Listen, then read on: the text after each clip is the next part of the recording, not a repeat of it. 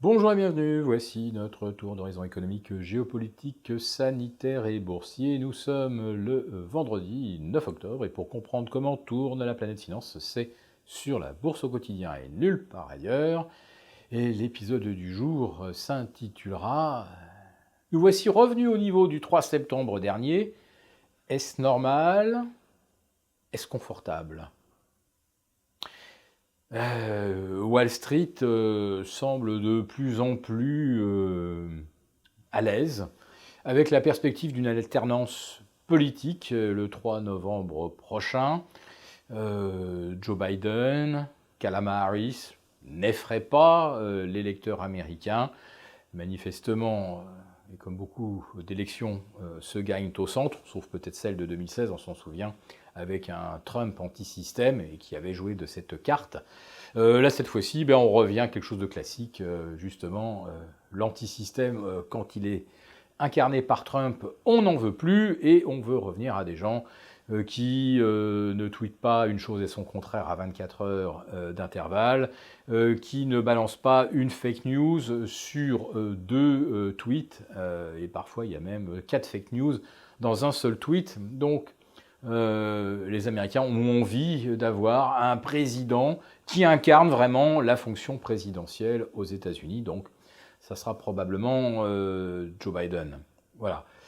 Mais ne plus redouter une alternance électorale, est-ce que c'est une raison pour retrouver les niveaux du 3 septembre dernier? Bon, je rafraîchis un petit peu la mémoire à ceux qui n'ont pas le graphique du Nasdaq ou du S&P en tête.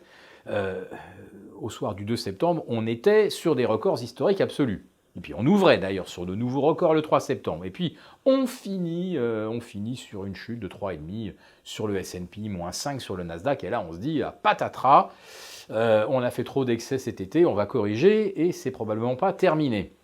Et ça risquait de ne pas être terminé justement si on avait peur d'une alternance politique de démocrates moins pro-business que ne pouvait l'être Donald Trump. Et puis finalement les marchés ont l'air de se dire non, a priori il n'y a pas grand-chose à redouter. Voilà. Et donc chaque jour cette semaine, vous avez eu de plus en plus de stratèges qui vous annoncent que on va s'accommoder d'une alternance vers les démocrates. Ça a été d'abord JP Morgan, puis ça a été Bank of America, et puis vous avez des Bank of New York Mellon. Tout le monde a l'air de dire qu'aujourd'hui, ne craignez rien, au soir du 3 novembre, on prend les mêmes et on recommence. On prend les mêmes, on recommence, on prend les mêmes vedettes. Alors, est-ce que ça sera de nouveau les GAFAM?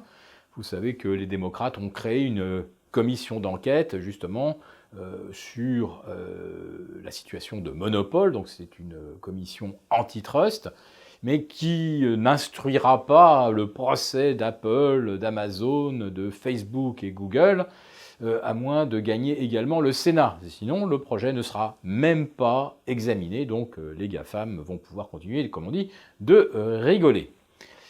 Donc après les élections, est-ce qu'on aura toujours le même schéma? Les GAFAM toujours dans la playlist, dans le top 10, et puis les valeurs délaissées toujours au fond du gouffre.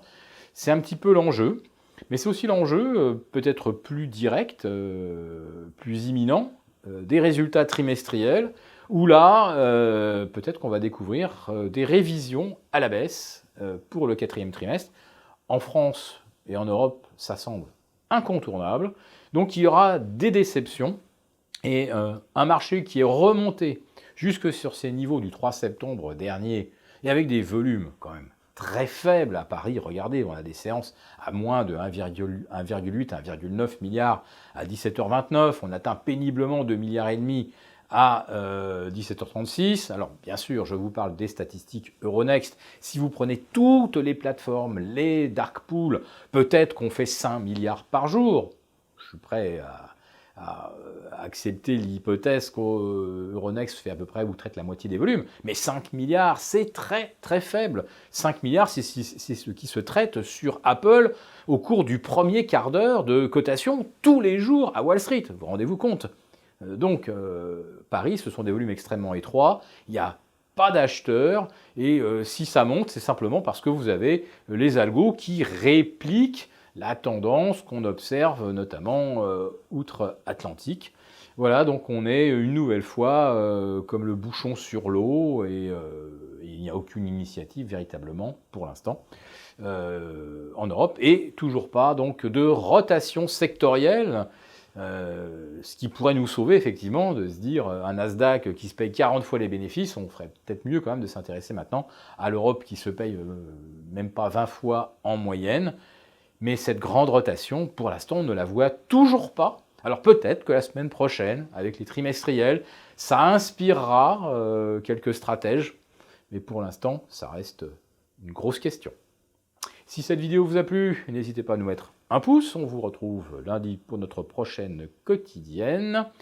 Et pour participer au live avec Gilles lundi, eh bien, n'hésitez pas à vous abonner, bien sûr, à Béchade Confidentiel. Très bon week-end.